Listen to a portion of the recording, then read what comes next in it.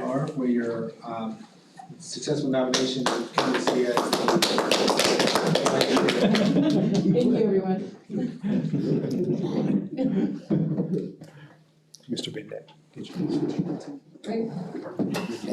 So, the next item on the agenda, is approval of the agenda. As instructed, again, if you have not received the blue folder, the agenda will be located there, as well as an email to everyone, on Zoom. So, we'll entertain a motion to approve the agenda, for September 12th, 2022. Could I have this amount? Yes. We have a motion by Dr. Diademi to accept the agenda as currently constructed for 2022, September 12th. Is there a second? It's recording in progress. Second. Second. There was a second by Mallory.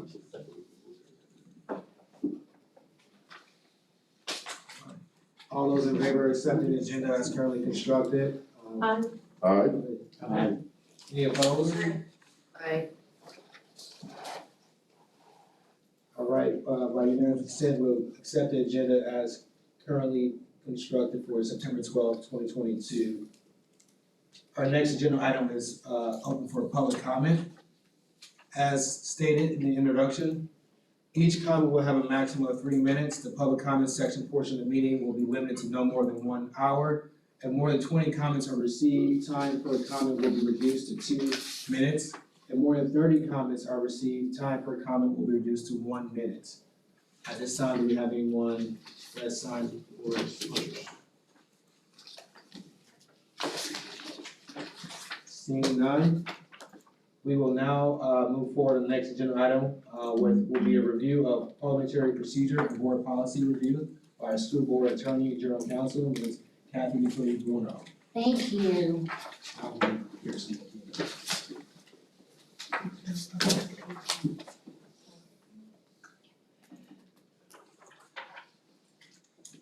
Good evening, everybody. I do have some documents that I want to pass out first. And for those of you who are on Zoom, we'll make sure that you get a copy of it via email. Thank you. Thank you.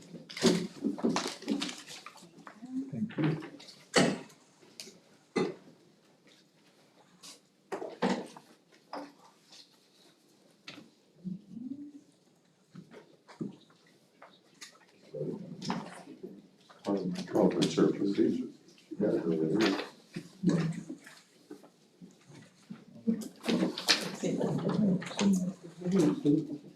I probably would like to stand a little bit to be able to go through this with you. Let me know if you can see me on the screen and if you can hear me.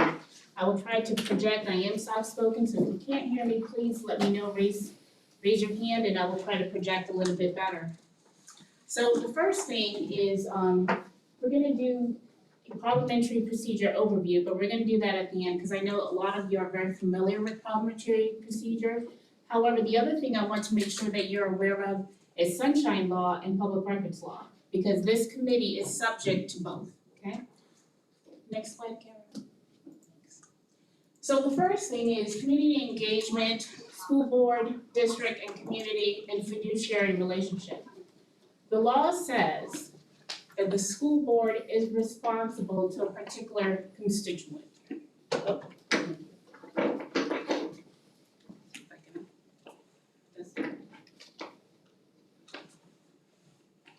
Can you hear me better? Mhm. Oh, wonderful.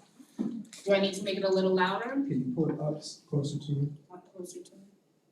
Is this better? I hear you just fine. You can hear me fine? So then I don't have to project as loud. So does anybody know who the school board is responsible to? To It's a public. community. The constituent of the school board, the public, that's who they are legally obligated to. Now, part of what the school board wants to do is to have community engagement, to hear what the constituents in its community is expecting from the school district. It's a partnership between the community and the school board to make sure that we reach our ultimate goal, which is to increase student achievement as much as possible. Next slide, please, Kara. They have two board policies that address this. Board policy 1.19 is the one that talks about community engagement and how essential it is to the school board's operation and function. There are 4 principles that policy looks at. 1, inclusiveness. 2, focus on the efforts to increase learning. 3, building consensus around those efforts. And then the two-way communication between the public and the school board. So then the school board creates advisory committees made up of members of the public to help fulfill those 4 factors.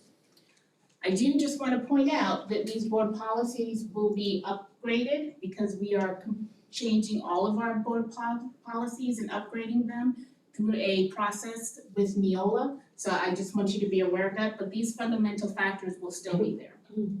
What is Neola? What is Neola? So Neola is an organization that helps not only state of Florida school districts, but school districts around the country to create policy. And policy is used by the school board to help them govern. It is the school board's ability to direct to the CEO, to the superintendent, to the administration, here are the things that we want to accomplish, and now you go ahead and accomplish them. A lot of times policies are also based on law. Think of it like a city ordinance, if you will. So our board policy are our city ordinances. Board policy 1.20, community involvement opportunities. This is the board policy that actually creates all of these board advisory committees. And the purpose of these board advisory committees is to provide input, provide advice, and support to the school board on the topics that are very specific to that particular committee. This particular committee, the Equity and Diversity Advisory Committee, has very specific things pursuant to the board policy that is expected by the school board. The first is to monitor the district's maintenance of the unitary school system. This kind of goes back to segregation and Brown versus School Board and all of the orders that came out of that, as well as adhere to school board policy regarding equity and diversity. Second, to provide input concerning revisions to the student assignment plan, as well as to provide input as to where the school board acquires new school sites, decides to construct, or even abandon a particular school facility. That is all part of EDAC's responsibility. Now, the policy also goes into more specifics in terms of what is required from you as a member of EDAC.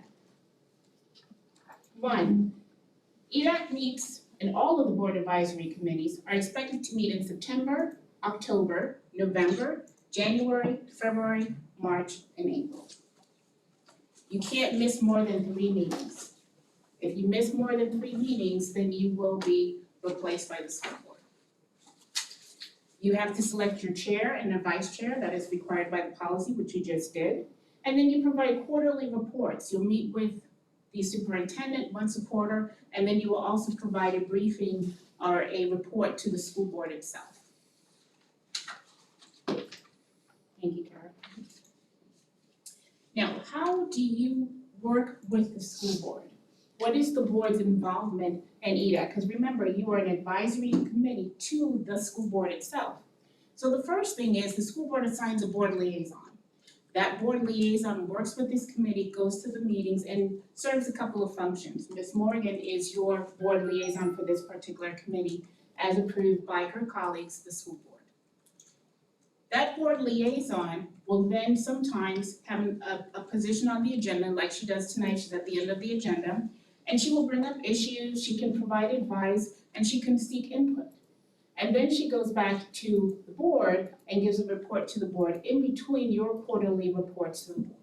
Sometimes the board will have a question. Ms. Morgan, can you please go back to EDAC and ask them this or clarify this? And then she will come back to you and ask those questions and then report back to the board. So that's the function that she serves, so that there is a connection between the school board and the board advisory committees. Next slide, please, Kara. Sunshine Law. How many of you are familiar with Sunshine Law? Quite a bit, very good.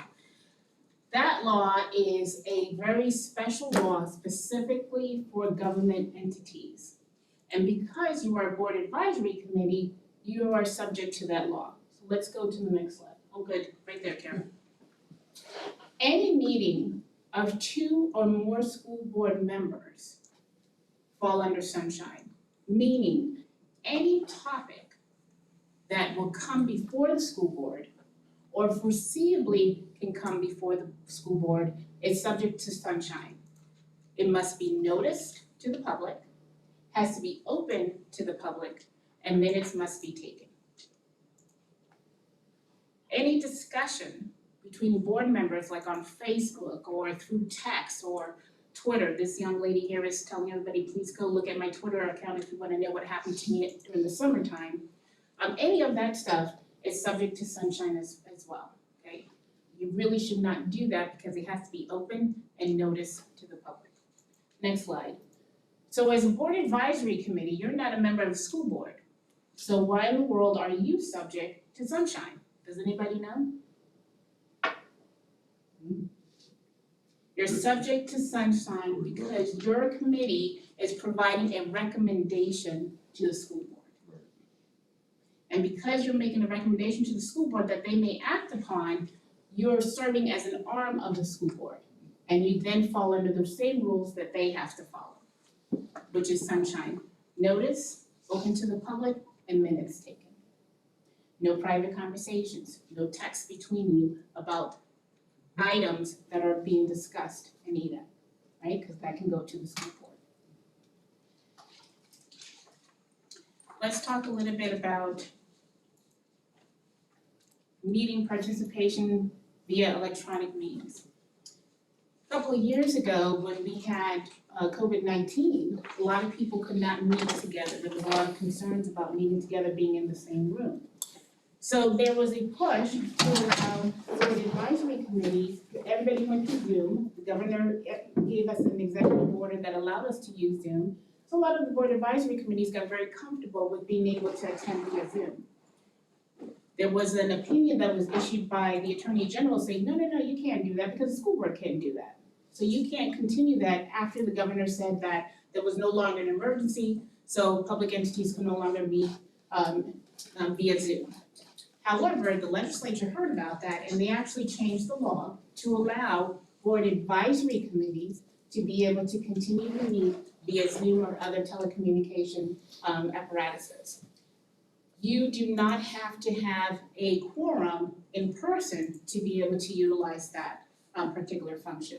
The school board does. The school board still has to meet in person. They have to have at least a quorum, and if they have a board member who's ill or traveling or something like that, that person can attend, but they need to have a physical quorum.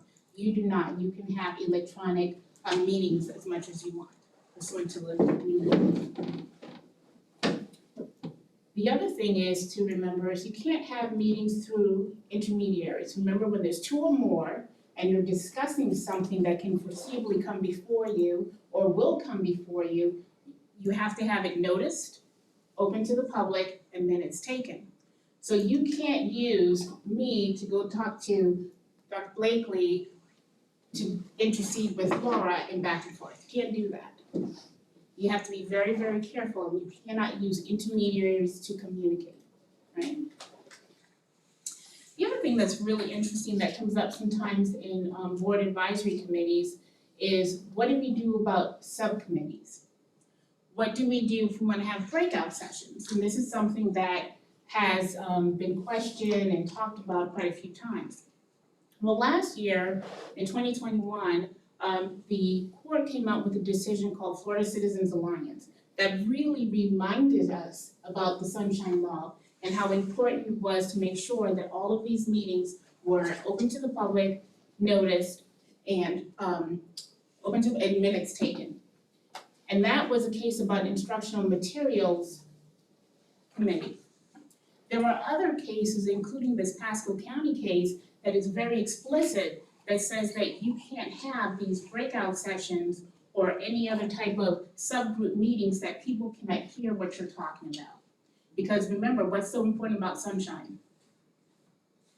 So It's open, and that the public can hear and participate. So if you have this group talking here and this group talking here, the public can't follow, and sometimes they can't even hear the conversations that are taking place.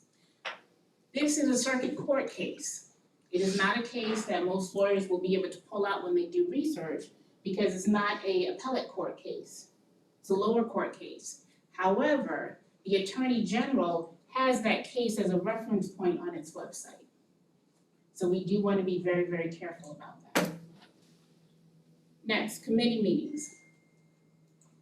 In the board policy 1.20, the board has made a decision that it wants these meetings videotaped and put on YouTube for the public to be able to see. These meetings also require public comment, and they're asking you to please utilize Robert's Rule of Order, show professional decorum when you're conducting your business. Public records. Who can tell me what a public record is? Anybody? That's what it is. A record that is public. A record that is public. Almost everything in the school system is a public record. There are exemptions. The statute that cover this is huge, and there's other pieces of statute all over the place that talks about public records. But for your purposes, know that pretty much anything that you do, think about it as a public record, which means that someone can make a request and say, I would like to see all of Dr. Denoui's documents that he created while being a member of EDAC. It's a public record. I would like to see every single email that was sent to any of the members of EDAC.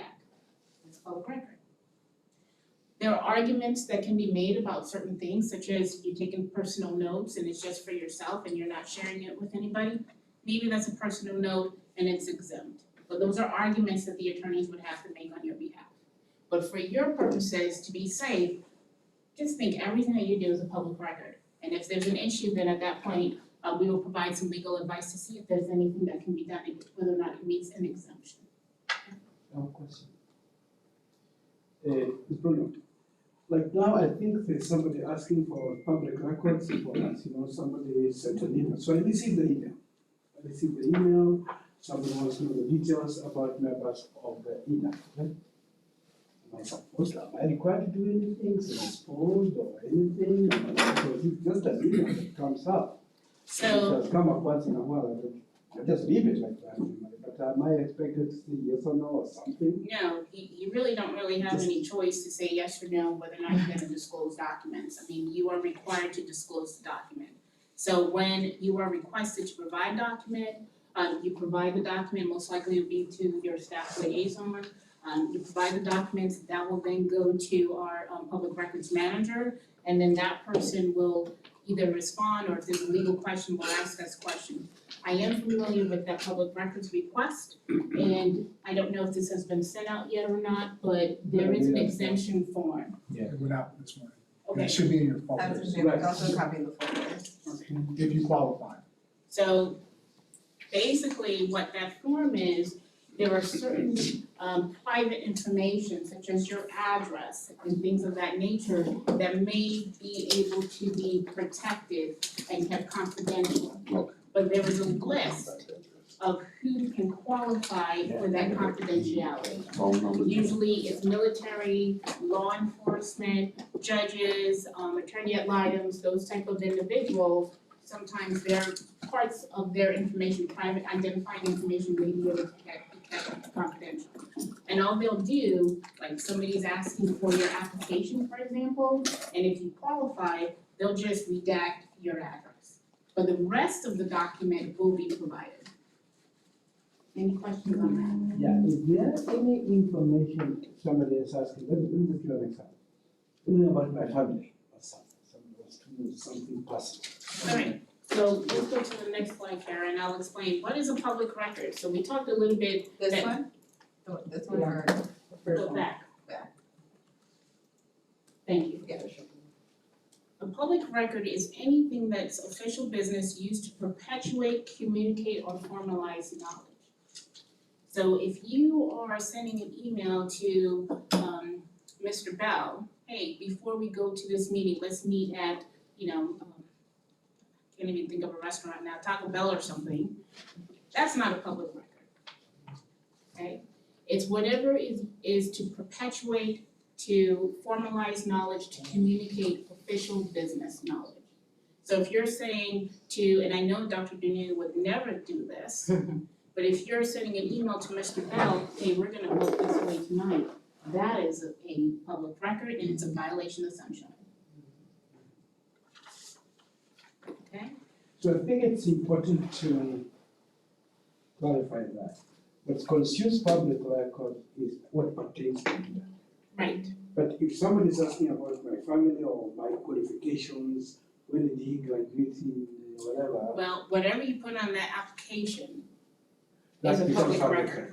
But, Okay. your personal family stuff that's not on that application obviously is not a public record, but whatever's on that application is unless you fall within one of those I'm exemptions. glad you clarified that, so. Whatever I put there is subject to scrutiny. Yes, What I don't put there, you don't have any business with. so long as it's not used to It's not perpetuate, used for- formalize, or communicate knowledge, official business of the school board. Mr. Okay, an example, question about sunshine. Let's use the topic of single member district election.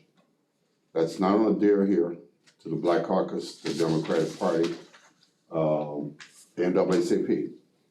So we're in a meeting, Peter and I, in a community meeting. And we're talking about single member district election on this county or school board. Do one of us need to excuse ourselves from that meeting? Because that's a topic that we've brought up here and that we made a recommendation to our school board to get rid of our two at large and move towards single member. So if Peter and I are in a community meeting and that topic's happening, should one of us excuse ourselves or just make sure we don't say nothing? How do we handle it? So the key is not to say anything. Okay. Because the sunshine comes in when you have that discussion, that exchange, right? So you do not want to respond or say anything. There's a lot of rules about government officials going to, for example, candidate forums. If they're running for office, you're probably gonna have 2 or 3 of them that may be on the same board that's at this candidate forums. So there are rules that govern those types of situations. If you have a particular question, ask me and I will guide you through it because some of it can be complicated. But the safest bet, if it's something that's coming before EDAC or foreseeably can come before EDAC, you know that you really should not be discussing it in the public, the two of you, without an open, noticed meeting with minutes. Okay, but if I'm discussing this with a community group, as long as Peter's not there and I'm the only board member, that, Oh yeah, that's fine. okay, because that's gonna happen. Okay, But I will say this, okay. you're not discussing it on behalf of EDAC. No, I am. No, I'm not. Because EDAC has to give you permission to That's be able right. to go to the community and say anything on behalf of them. So Yeah, I'm you're discussing it as a community person. as an individual, in your individual right, Okay, private right. okay. I know this is a new form, are we doing these annually? I had to do one last year too, for requests, I have my exemption on here, is the first one, it always is on these things. So I know this is one of your new forms, are we doing these annually now? Cause I did one for you guys last year and I had to do an email for So the you same can do thing. one, They, it was the same request we got last year, and so they reached out, I don't think you guys had a form yet, so I had to do like a little makeshift form, and then they exempted my stuff. I already did the one that was emailed and sent it back to whomever we sent it. But are we just a point of clarification, we doing these annually, or you have one now, so I'm good for every request? we have one now, you're good for every request, unless something changes, you're good. Yeah. That form that we have is very specific to us, that's the form that we use for our employees, and that's why we are requesting that we do that on our official form, so that we can have our documentation squared away in case somebody does come and challenge us not providing a particular piece of information. Any other questions? Let's go to electronic communication. This is extremely important. What is the key? Where is the violation when 2 or more members of EDAC are together? Sunshine. That is sunshine, but what is the violation? When do you actually violate it? Once- Discussing, engaging in the discussion. Right. So if Mr. Edie sends an email to the group saying, hey, you know, the meeting is on this day, here's the agenda, and this is what we're gonna talk about, it's not a violation of sunshine. But if Mr. Ludovic and Ms. Perez start exchanging in that group, that becomes a violation. Understood? Even though it's a public record, isn't that public? Like emails, aren't they public record? It is a public record. The issue is sunshine. Remember, what is sunshine again? What is the sunshine law? Open governance, what is it? When two or more board members meet, it must be properly noticed. It must be in the public, meaning that the public can come in and watch the exchange, and minutes have to be taken. What the law, when you look in deep into it and what the cases are talking about is that the public has a right to know how you guys are making decisions to make your recommendations to the board. What are the discussions? I wanna know, how did you come up with this recommendation to the board? What was the exchange? Same thing with school board members. The public wants to know, did you discuss this? How did you reach this conclusion? Why did you make this vote? They wanna know, is the thought process behind the decisions that are being made. That's what open governance protects. My advice to my colleagues here is leave it, because sometimes I'm not clear about the line, you know, we are talking with Mr. Ryan, he's my friend. Sometimes we just maybe can just leave it, if topics like that, even when you're outside. Yeah, Yes, keep sure. it to where we're going for dinner. Or am I gonna meet you at this place for You can always social, meet for dinner, you know, other business. other business, but not EDAC, right? You wanna be extremely careful, because that's where people get in trouble, and there are violations, and if you end up with a violation of sunshine, guess who is part of the consequences of that violation? Board. The school board. They're the public officials.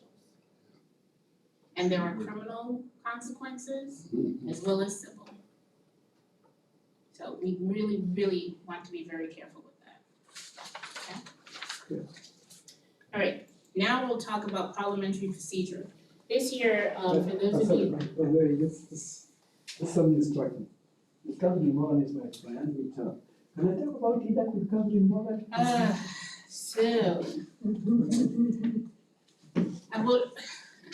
What was the So, question? I- You just said what, didn't you? No, do you want me to ask the question again? I know I can't talk to Lab about EDAC. What about Catherine Morgan is a board member, but we're not in the same committee? Well, no, she's your board liaison. Okay, let's say Debbie Johnson. Oh, you're still gonna go in front of her because you're making a recommendation So to we the can, board. you're saying, So let me tell you this, there are cases out there that say even a non-voting member of a committee is subject to sunshine. So my recommendation, legal recommendation, is don't talk to board members outside of sunshine on anything related to EDAC. That's right, and that's any board you sit on. Well, but Any not every public- board obviously any is subject board to that's- I sunshine. know, but I've been on other public Yeah. boards and that are sunshine, and that's the rule for You just housing authority commissioners as well. be very, very careful.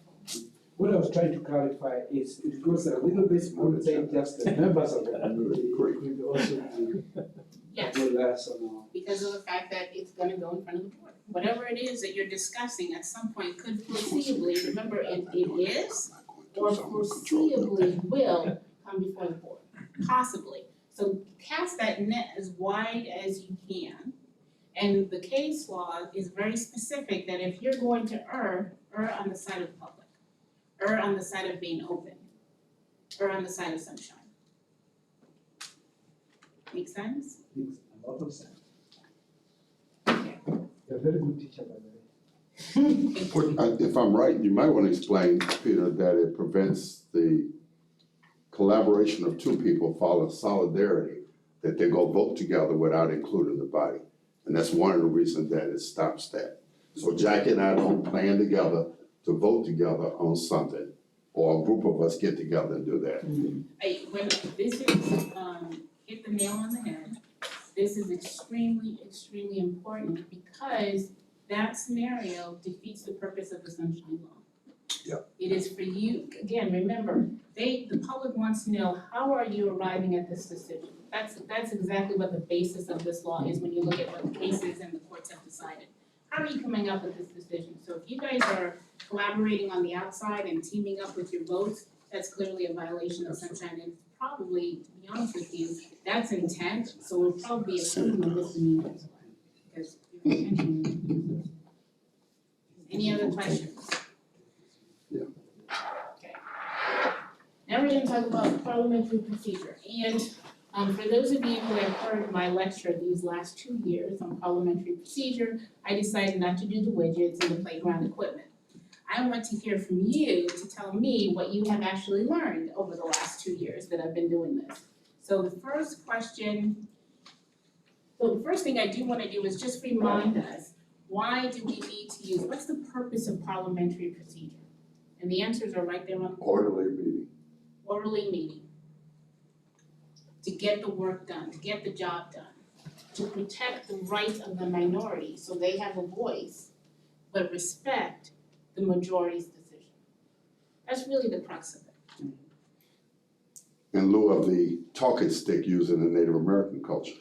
Yes. Yep. Yes. Okay, that's the basis of parliamentary procedure. Now, what's the chair's responsibility in all of this? Facilitate, keep order. What else? To manage the meeting. And protect the rights of every member of the committee. Make sure voices are heard Yeah, that's right. in the process. Manage the We can meeting. go to the next slide. I got the answers for you here. Run the meeting. Make sure that you pose the question. Does anybody know what the question is in parliamentary procedure? Yeah, would somebody make some motion? Go ahead. It's the motion. It's the motion. The motion in formal Robert's Rules of Order, they use the question. Are you ready for the question? That's the motion. To help with the wording of the motion. So Ms. Blakely, Dr. Blakely, if you're sitting here and somebody's like, I wanna say this and I wasn't sure and it's not clear, you can actually help them with drafting their motion. If the motion is out of order, you have a motion pending, it's been seconded and somebody does another motion, I have a motion on the floor. You're the chair, you can direct that. Obviously, after the debate is done, bring the motion to the body for the actual vote. And then the most important thing that you have to do is what? Announce the vote, collect the vote and announce the vote. And then you help your committee stay focused. Call for the question. So, let's go to the next slide, Kara, please. Procedures for the main motion. Nothing goes to discussion without emotion. You can have the greatest thought in the world, but if you want this committee to do something with that thought, what do you have to do? Make a motion. How do you make a motion? I move. I move that whatever it is, Mm-hmm. right? I move that we advise the board to buy a bushel of apples. What else do you need for a motion? Second. I heard you say so moved. Oh, so move, you can say that, yeah, that's right. I don't like so moved, but you can say so moved, second. Make sure you state the motion, the full motion. It's so important because minutes have to be taken. So your secretary needs to know what is it that you're talking about, what's the motion, right? And then once that's done, after you actually make the motion, you do a second, then what do you do, Mr. Chairman? Discussion. Call for the question. You're not calling for the question yet. Not yet. Because now you're gonna do the discussion, your Okay. debate.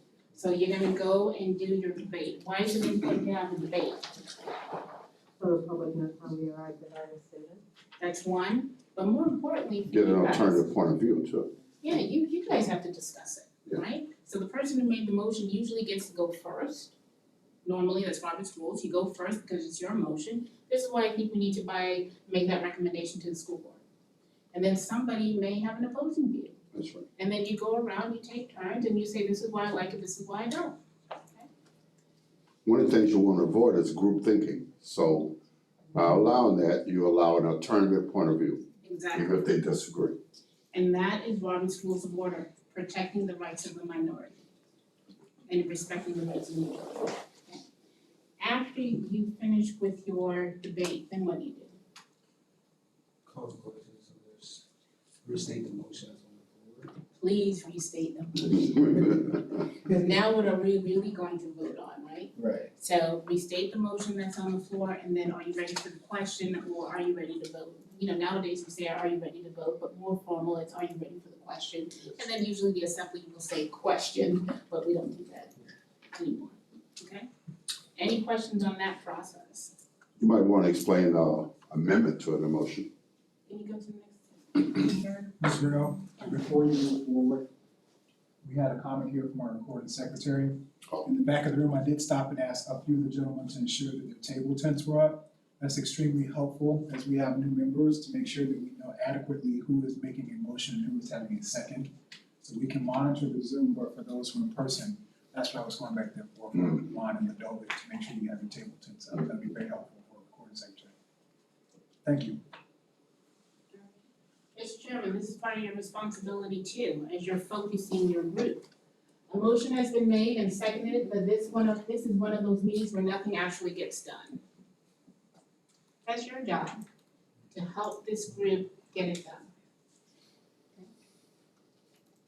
So you've had your debate, call the question, and now it's time for the vote. Do they do roll call votes or hand votes? Roll call vote if they're on Zoom. Simple voice vote when the majority has been in person has been the precedent. Okay. So you do your vote. I'm gonna go to this really fast. You know, sometimes you're gonna have topics that are, especially this committee, that may be heavy topics, tough topics to talk about.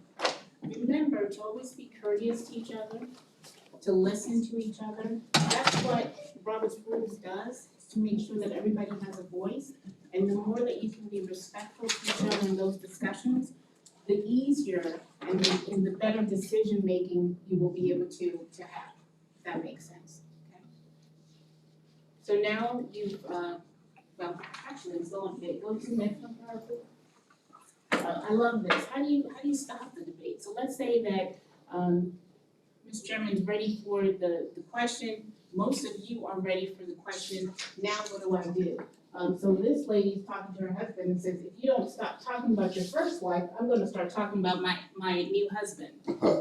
So that's how she stopped that debate. And in this one, at this point in the meeting, we'll open a discussion of whether or not we needed to have this meeting. So we need to stop. Can you stop the debate if it's going too long? Sure. How? Call for the question, please. Call for the question, call for the vote, limit debate, et cetera. And sometimes you need a table it, it's something you can't can finish. table it, there's all kinds of ways, postpone indefinitely. In your cheat sheet that I gave you, it has a lot of examples on how you can accomplish that. Alright, next. Now we had our vote. Mr. Chairman has announced the vote.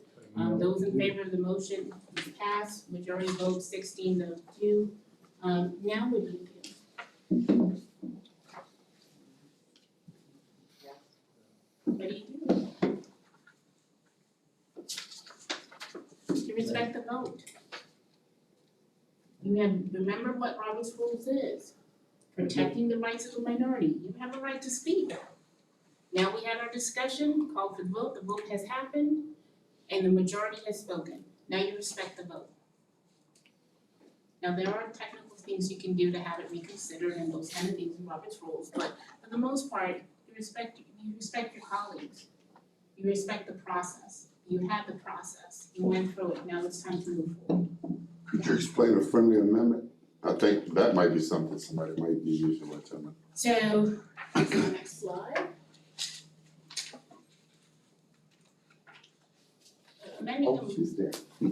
amending a motion. So this is one that people kind of get tricked up on a couple of times. In your sheet that I gave you, it talks a little bit about amendments, but here's what you have to remember. You can make a motion. Let's say somebody says, we're gonna recommend to the school board that they order a bushel of apples. I think that's a good motion, but I wanna make sure that the apples that we get are green apples. So I'd like to offer an amendment to the motion that we recommend to the school board that they purchase a bushel of green apples. You can do that. Here's the trick, it requires a second. But what you're voting on at that point is just to insert the word green apple. You're not voting on the whole motion. You're voting on whether or not you want to even amend the motion.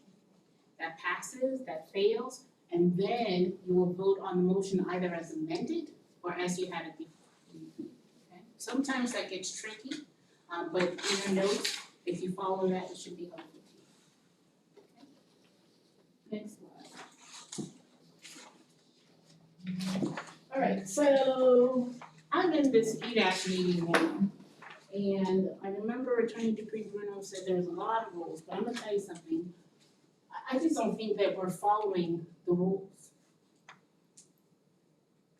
What do you do? If you got a parliamentarian, You can do, what do you say? Point of order. You can do point of order is one. You can do point of parliamentary inquiry, hey, are we following Robert's rules here? You can call for the order, hey, are we going by the agenda the way that it's written? So there are lots of different things, and all of those are in your packets too.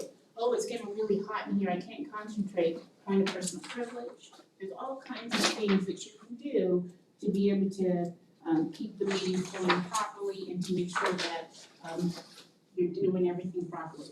And then your chair will be ruling on those. So if you do a point of order, it is then the chair's responsibility to say, Ms. Mallory, Ms. Mallory, what is your point of order? Well, my point of order is I think that we're way off topic at this point. We started with green apples, now we're talking about strawberries. Let's go back to green apples. And then Mr. Chairman will say, point of order is well taken, let's get back to green apples. Okay? That's how it works. And any questions? All right, next I said slide. you are very good. Should I go teach now? So we wanna thank you. Paris, are you I know ready? you see you. That's right. So we wanna thank you for allowing us to present to you today. If you have any questions, please don't hesitate to reach out. We're available not just for this meeting, but there's any other meetings. I know last year from time to time, staff liaisons would contact me, hey Kathy, I need you to come to this meeting to address a particular concern. I will be there, any of the other assistant school board attorneys may show up. We'll be there during your quarterly meetings as well, and of course, I'll be there when you present to the board, or if I'm not there, then one of the assistant school board attorneys will. So if you have any questions, 337-8512. Please make sure you talk to Mr. Edie and let him know whatever those questions are as well, and then we will make sure that we're here to answer and help you. And thank you so much for your service. Before you even go to, I think it's very important for this committee to remember that we have a channel of communication is through Carl. That if I want, let's say, to invite Mary Reader. Mary Reader is your correspondent. that if I want to invite them to divert the movie taking place in FGC, let's say, I can't just send the email to the whole group. I go to Mary Reader. I think that's really important. That's been happening. Good stuff. People are inviting each other because we shall be in the same committee, but it's important to stick to the one person, even when I'm gonna let Mr. Edie address that. So traditionally, the procedure established a few years ago exists in custom, though not codified in any sort of procedure, so that's up for the committee to decide. But at one point, messages like that went through the chair first. And then the chairperson then said, okay, would you please have this sent out to the rest of you? If you notice, you don't get very many emails from us, from the committee members itself, outside of district procedures or district events. For example, you also got information about the vendor showcase and the vendor information from business services. We try to keep that very much germane to district business, but in the instances, let's say, for example, FGC was having an event, and Dr. Blakely, as a member of the committee, wanted to have that communicated to the rest of the members. 3 chairmen ago, you all voted to have that information go through the chair, and the chair said, okay, and then the chair would then share it over, and then the recording secretary would serve. that's right. These So are I should things send not it to related to Dr. Blake. EDAC. Not anything related to official EDAC business. No, I'm talking about official EDAC business also. If I have something like that, should I go to Merida? Can you give me an example of official EDAC business that would be coming from the staff or the recording secretary? Let me just use a past example, okay? Somebody did this, I've been moving a motion to do whatever it was to the committee. I want the people to know, which I would like it added into the agenda or something like that, you know? So according to where the procedure currently stands, your agenda is approved the day of your meeting. So in my opinion, the proper recourse to add something to the agenda would be making that motion at the beginning of your meeting to amend it, rather than, we have not customarily had members send out copies of motions. So for example, Dr. Dino, if you wanted to amend tonight's motion, in my opinion, it would not be necessary or sufficient for you to send it. You could just make that motion today, offer the amendment as just shared by the attorney, and then go from there. It's whatever you all decide for your internal procedures here, but I'm just giving you a historical vantage point. It has been information germane to the committee business, and if it was something outside of that, it started with Chairman Manaya. I think you might have been the vice chair at the time. Guido would go to Mr. Manaya, and then he would say, I think this is committee related to business, it's okay with me to have it shared. But it's whatever you ultimately decide for your procedure. I'm just giving you all the historical vantage point of what I inherited years ago. Now, I will add to that, Mr. Edie, for example, if there is something that you are talking about and you want to send a position paper on it, the law allows you to do that without violating sunshine. Send it to the proper chain of, channel. I think Mayor Rita would receive it and then submit it to everybody. The key is not to respond to it. Do not engage in that discussion. That's where the violation occurs. And if I may, Madam Attorney, we customarily try to work with Ms. Reader to send everything blind carbon copy. If y'all notice that, that's why we do it. You remember last year, there were a couple of instances. I try not to interject into the committee's conversation, but I did have to say, okay, let's not forget what Ms. Bruno shared. So when you all get the messages, that's customarily how we've done that to preclude us from having to have concerns about public records and sunshine violations. We try to send everything for a communication standpoint as blind carbon copy to ensure that the communication is not being initiated by your staff or corresponding secretary. And Mr. Edi, you make a very good point. I want to remind the committee members that we are long enough. Please remember when you write anything down, remember it can be on TV, it can be public. Yes, sir. Yeah, yes, I mean, you don't have to be paranoid about it. But be Well, I careful lose about- sleep at night over it sometimes, so I'll just tell you. Just for clarification, these include only those who are seeking exemption? So if you fall within those categories, you can seek the exemption. But if you're not seeking exemption, you don't have to. No, Okay, I just wanna make sure. Yeah. but you understand what that's for? Yes. Okay. And this one, Mr. Edi, we didn't have to fill this one, do we? This one for, if I'm not doing business with the school district. That one. That would be That coming would be pertaining to office. That came from, so, so here's the thing too, you do have to disclose whether or not you have any interest. So any financial interest, so I suspect that's what that form is. This one is for that, but we don't have to send it back if I don't have any interest, right? Correct, I think it's a declaration. I'll get clarification on that one. That form did not come specifically from you. What is the For the history. It may have gone to all of the board advisory Right. committees, so make sure we're in alignment. It wasn't a deviation, Dr. That's okay. That's fine. No, we don't need it. So, thank you, Mr. Thank you very much, ladies and gentlemen. Thank you.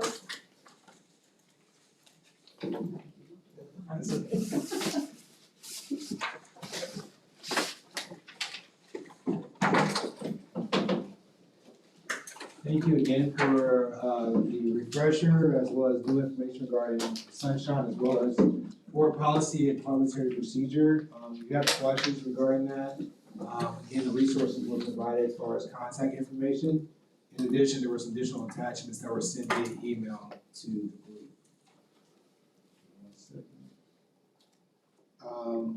At this time, we'll move forward with the next agenda item, which is site selection. Committee representative for the EDAC committee, as was shared. Part of the responsibility for EDAC members, is representation on the site selection committee. Now, the site selection committee is comprised of 9 members total. There will be 2 representatives from each school zone elected by the district advisory council, and 3 representatives elected by the Equity and Diversity Advisory Committee. Now, the responsibility of the committee, they shall meet to review all proposed sites being considered for new school locations and provide comment on each individual site in an advisory capacity prior to a purchase of real property by the district, with consideration given to sites located in areas with racially and ethnically diverse school-age populations and areas that shall allow for equitable transportation for minority and majority students. Now, the commitment is a committee that has a 1-year commitment beginning in September each school year, and the committee will meet on an as-need basis throughout the year. Again, EDAC has 3 representatives elected to serve in this capacity. So at this time, we will open the floor for any nominations to serve on the capacity of the site selection committee. And point of parliamentary inquiry can be self-nominated, correct? Yes, sir. Last year you established a precedent of self-selecting or self-nominating for the process, and if you went over the 3, you conducted the roll call. You selected an alternative if you went over the 3. So at this time, we'll open the floor for nominations for site selection committee. Yes, Dr. Brickler? I want to nominate Jacqueline Perez. I know there's self-nomination, I'm not self-nominating myself, I'm nominating Jacqueline Perez. Accept.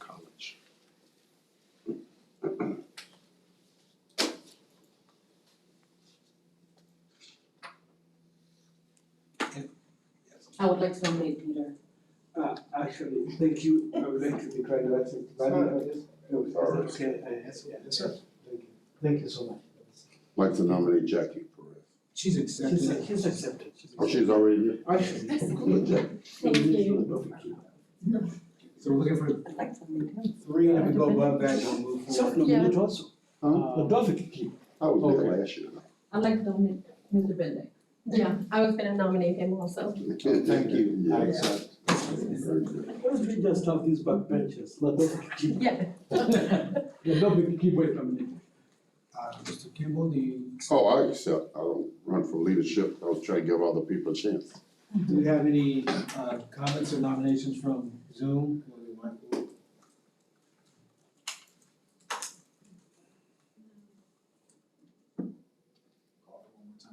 Once again, for our committee members on Zoom, do you have any nominations for site selection?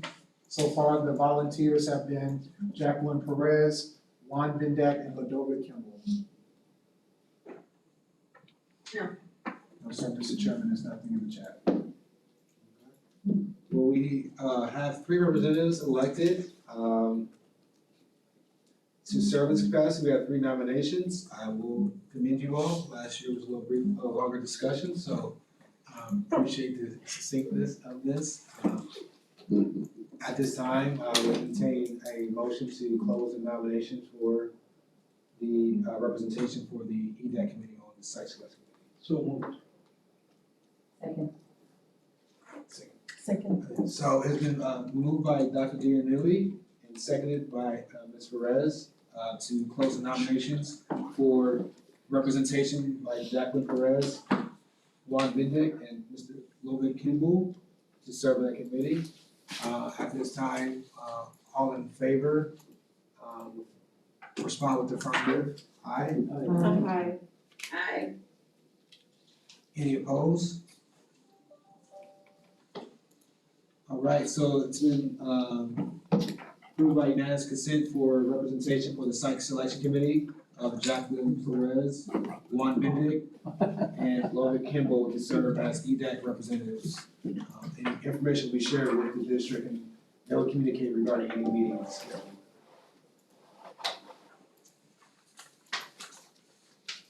All right.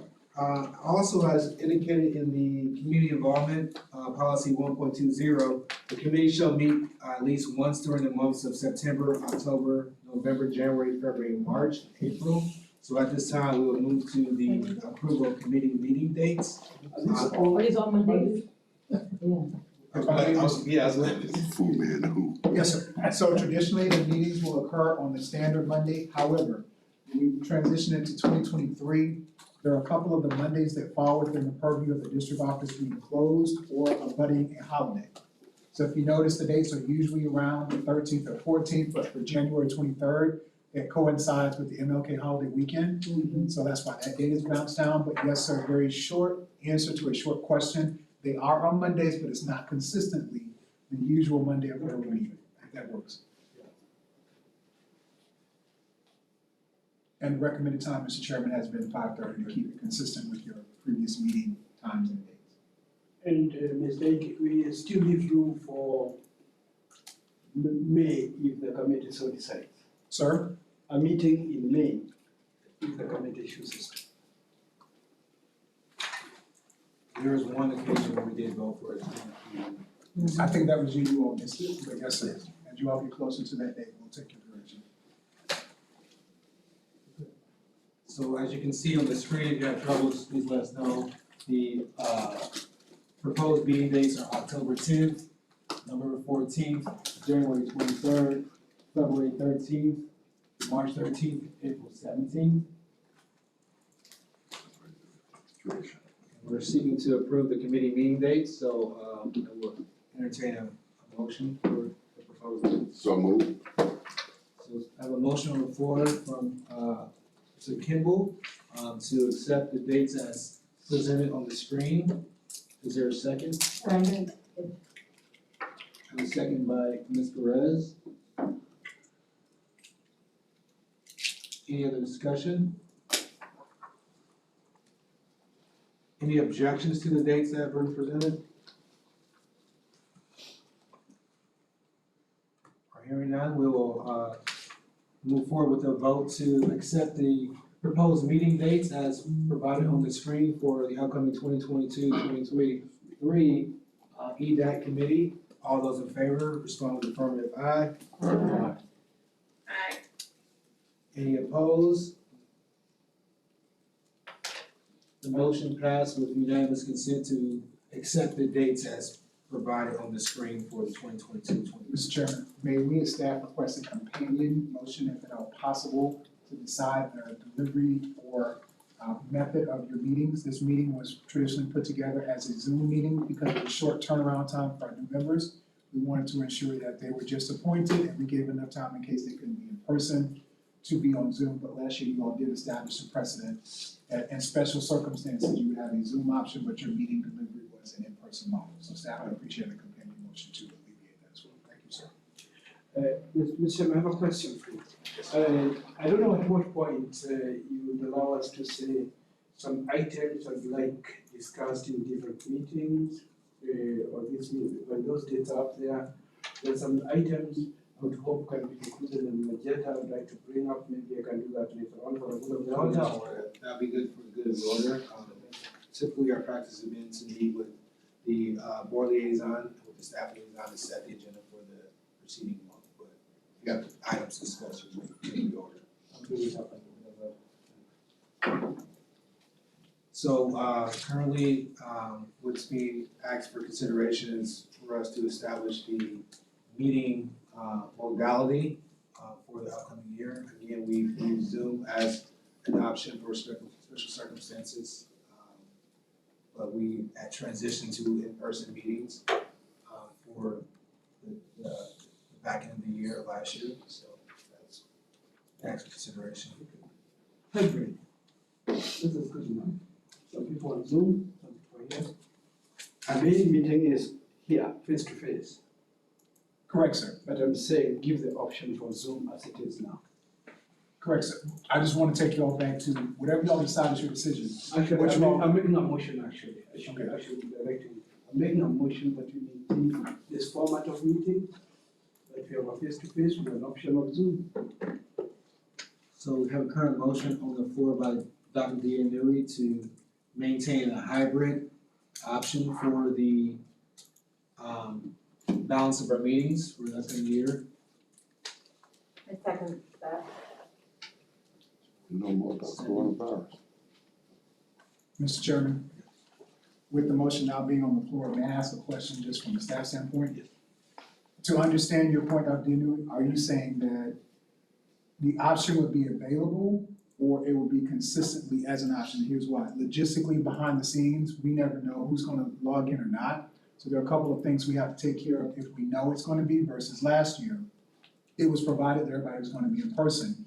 And if there were special circumstances, that was communicated to Ms. Reader, and then we knew to establish it. So from our standpoint, whatever y'all decide, but it's helpful for us to know, is it going to be, you all are going to be meeting in person with the option under special circumstances to have Zoom, or are you going to be consistently doing a hybrid of every meeting?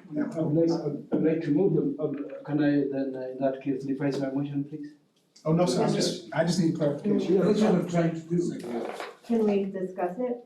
Yeah, Like, okay, so my thought is that it's, like, for me, who's coming from Naples all the time and I never know how the traffic is gonna be, it's my goal to be here. Sometimes there might be a backup on the highway and I can't be here, and I can't really tell you that the day before, right? So it's a great option for me to have or anybody else who's in that sort of situation, so. May I ask, how much notice would you need to be, set the meeting up for Zoom? Like, what would be ideal for the staff? It can happen, I just need to know one way or the other. So before how you all did it last year, if the meeting preparation based on the direction that we received was that it was an in-person meeting. However, if there were special considerations that members needed, they let us know, can there be a Zoom link? If the majority of y'all are gonna be in person, we still advertise it as an in-person meeting. However, because of purposes of, to Ms. Bruno's point, public access, that means we have to know for sure if it's going to be a hybrid for every meeting, and that's noticed and a part of the agenda. And also make sure that we capture public comments as people are coming in on Zoom. So there are a few logistical things behind the scenes that we just need to know one way or the other. Is it always going to be a hybrid option, or are you all just doing it in case-by-case scenarios? I'd like to do a hybrid option all the time, if Yeah, possible. I would. And I want to support, Just a second, Mr. Daniel. That's, Kind of an amendment to what Peter said. I don't think we need to do the whole year. We need to monitor at least to the end of this year because the issue is COVID. The only reason we're doing this, by January, we should know more about how much of a pandemic we have. So at that time, we can revisit, and we may not need to continue Zoom meetings. People may be able to come for those reasons, but I understand this person's point because people who may not be able to get here, she suggested Zoom meetings for that reason. But the number one reason we're doing this is because of COVID. My recommendation, I think my recommendation would be, I would support in person only because there are times when we do a lot of floor plans that require us to be here to, write things down and take boards. And like Dr. Kimball said, COVID is almost over. At this point, some adjustments, because I come from Naples too. I had to make the adjustment to leave work early, but I can't, I'm not saying, everybody's in the same case, but I think it's better to be in person. I think we get more as a group. So Dr. D'Anouilh, you got a comment. The current motion on the floor is to maintain a hybrid option for the balance of the meetings for the academic year. That's the current motion. yes, and because I made the motion, I should have the ability to revise it. You got the, To revise it. you got the. Can I amend it? You can make a motion to amend it, someone have to second it. You can amend it, that's why I suggested an Okay. amendment. So, I wanted to amend that we keep it this way this year, as Dr. Kimball talked about. And then after that, we visit it in January. So So we keep the hybrid now. for To this year, December. for the calendar year. For the calendar year. And then we visit this item, whether we're gonna continue with Two that meetings. in January. So there's a motion to amend the modality of the meeting to be hybrid through the calendar year, be revisited for the remainder of the balance of the year for 2023. In the meeting That's of two January. meetings, October and November. So there's a motion, anyone second that amendment? Second. We should probably carry it to January because we're gonna discuss it on January. Right, yes. So I would recommend carrying it to January until the decision is officially made. On January 2025, yes. Thank you, Jackie. That's what I meant. All right, so we have a motion to amend the amendment to have a hybrid option through January 23rd's meeting and to revisit the modality for the remainder of the academic year. Right. So and the purpose of January, extending it to January is for what again, sorry? To evaluate whether we continue. Because of COVID. Yes. Yes. To assess the situation. As we're having discussion, I just think we make this as easy as possible on the district staff. They work all day, long nights. I agree with Laura that we get more accomplished in person. I think people should be encouraged to be here in person. I certainly understand the issues with people's schedules. People may be late, and at times, especially if there are specific or special circumstances, that we need to do it with Zoom. But I lean more towards encouraging and making the in-person a priority, but have the Zoom option, I hate to say as a last resort, but we don't want to exclude somebody from attending because they may have a conflict or out of town or something, they still want to attend. But I think we should really encourage people to be here in person. I totally agree with that. So currently there's been probably moved and seconded to amend the motion to have a hybrid option through the balance of the to January 23rd, meeting and make a vote for that for the remainder of the year. Any other discussion with that amendment? All those in favor to amending the motion to have the hybrid option available to the January 23rd, respond with the affirmative aye. All right. Any opposed? All right. So the amendment is to amend the motion that we will have a hybrid option throughout January 23rd, where we will have a vote and decision based on the balance of the remainder of our meetings. So now we will need to vote on that based off the amendments. The motion on the floor is that there will be a hybrid option that will be provided for meetings through January 23rd. And then at that time, we will vote for the remainder of the academic year. All those in favor? Respond with the affirmative. Any opposed? The motion carries with unanimous consent. The motion is to have the hybrid option of meetings through January 23rd, and then to revisit that vote of that year. All right, thank you all for your involvement. I am sorry to interrupt. I just want you to be aware that there has been a complete boil alert for the entire city of Cape Coral. What? Water regarding boil, you said? water boil for the city of Cape Coral. That puts us in an interesting predicament for school tomorrow. Oh, boy. I've mobilized an emergency operations team. We're gonna get on a Zoom here at 7 p.m. I'm asking if I could be excused to conduct the Absolutely. district Do what you business. gotta do. We will make sure our children have bottled Yes, water sir. and a water source at school by the morning. Before Right. we, Just wanted you to be aware. before you leave. He's got to go. He's gotta go at You 7. gotta go, kid. He's got an emergency meeting. If you have to go, you know. Thank you, sir. I just want to make sure people were aware.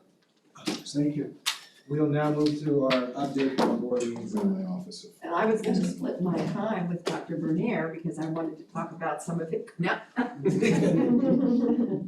I can provide some information. First of all, for those of you who are not aware, based on Dr. Bernier's recommendation, the board approved the appointment of 2 key staff over the summer. One is Dr. Cupid McCoy. She comes from Orlando. She will be the associate superintendent for academics. And the other is Michael Ramirez. You may remember him as one of the candidates for superintendent. He has been hired to be chief of staff. That's good. We got two great appointments by the superintendent, we're very pleased. In addition, he has hosted two town hall meetings, one on the Cape, one in the South Zone. He will be hosting a town hall meeting in the Lehigh area this Thursday. The purpose of the town meetings is just to sort of meet and greet the public, find out what are we doing well? What can we do better? What keeps you awake at night? Those are the questions that have been asked at the town hall meetings. But there is going to be an initiative that you all will want to be very engaged in, and that is the proximity zone discussion that will take place this year. During the months of October and November, Dr. Bernier and his staff will be hosting meetings around the county to solicit public input about changing the student assignment plan. The reason being primarily simply the cost of transportation cost of running the current student assignment plan. The current student assignment plan was created, we had 50,000 students. We now have over 100,000 students. I did not know this, he made this comment the other day. Do you know that this county is the size of Rhode Island? So think about the fact that we are transporting students around a county that is the size of a state. Small state. Yes, it gets people's attention.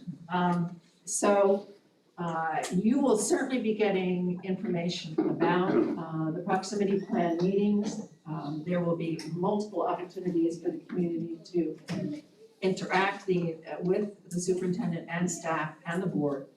The intention is to make a decision early in January, or early in this calendar year, and to take effect for the 23-24 school year. So that's what I was gonna ask Dr. Bernier to talk about, was appointments and meetings. Now, what I wanted to talk about, just to make sure we're all on the same page, last year, you discussed some recommendations, and I wanna make sure that I know where we are. One was recommend that the board support the Crown Act. And I would say that that has been done by virtue of the imagining certain segments of the student code of conduct and also the equity plan. Would you agree, Attorney DeFree-Brodeau? Because we removed all references to hair. So the Civil Rights and Equity Guide, I believe, does not necessarily address the Crown Act, but it does make sure the principles of the Crown Act are in place, because we know that the Crown Act was not adopted in the state of Florida. And with regards to your other point, which was, you said Civil Rights and Equity Guide, and Student Code of Conduct. The principles, I would say yes. Thank you, thank you. Ms. Moore, could you explain the Crown Act? Yeah. Oh, the Crown Act is create a respectful and open world for natural hair. So that means that African kids who wear their hair in dreads and braids and afros won't be criticized for wearing their hair that way. That's correct. Does this also encompass kids who come to school with their hair 42 shades of colors? I'm smiling even though you can't see that, because yes, we did have that conversation. And yes, you may come. 44 shades. So you're saying that you guys removed all language around hair? Yes. So it's not like it's not allowed for people to take issue with hair, it's just that you guys don't have any guidance around that, is that what you're saying? No, I mean, I'm gonna look at Attorney DeFree-Bruno again. So the principles, so there is nothing that talks about specifically the Crown Act, because the Crown Act is not law enforced. Sure. However, the ability for a student to have freedom of expression and not be discriminated or harassed or bullied, those principles are enveloped in really board policy as well as the Student Code of Conduct and our Civil Rights and Equity Guide. And the only other caveat I would add to that though is if it is disruptive to the educational environment, then of course the Student Code of Conduct would, take Okay. come into play. Yeah, they have to evaluate that, okay. Exactly. Thank you. I think a little bit of clarification is important. Sorry. So, question to Awesome. Worthington. Or is this something for, I just I don't want want to give to, her time for a report, so are you asking questions? I want to just clarify or question on the ground just a little bit more. I want to put an input there. What's- There is no Crown Act for us. There's no They Crown didn't- Act. They didn't It's not accept it. adopted in the state of I Florida. was It's just saying that the way- It's all about hair discrimination, that's all it's Yeah. about. Yeah. Recommends that the board expand the use of restorative justices practices to keep students in the classroom. It's my sense that that in fact is being done, so I guess I would ask you all if you feel that is not the case and you feel it's important to bring staff back to talk about that issue. Well, other people could speak to that, are teachers in the classroom. Now, I've been out of the classroom for 2 years, it was being done in Oakland when I left there. If I may, Ms. Morgan, Yes, sir. you mentioned toward the end bringing staff in. Customarily, the committee has always had student code of conduct and restorative practices come in the spring, so the committee has a chance to deliberate about the overall student code of conduct. So if you all continue that, Right. traditional, that's how that recommendation is derived from that. It has been on your docket based on whatever the chair decides, of course, but that has been an agenda item for the past 4 or 5 years now, student code of conduct as well as restorative connected. Okay, great. Thank you for the clarification. Appreciate that. Yes, ma'am. Here's the one everybody's waiting for. Recommends that the board eliminate at-large seats and add 2 single-member district seats in support of term limits. The board has committed to beginning the conversation in a workshop in January of '23. I don't know to what extent you've gone through this process or if you've discussed this in the past, but basically, there's a long process that we would have to, first of all, we have to have a conversation at the board table. We would have to have community input. We'd have to go through some collaborative type exercises with respect to changing it. But also there are legal hoops that we would have to jump through. And if the board were to recommend a change, it would go on the 24 ballot and take effect in 26. So just wanted you to know that the board is aware that it's of great concern to this committee and that we have committed to beginning our conversation January of '23.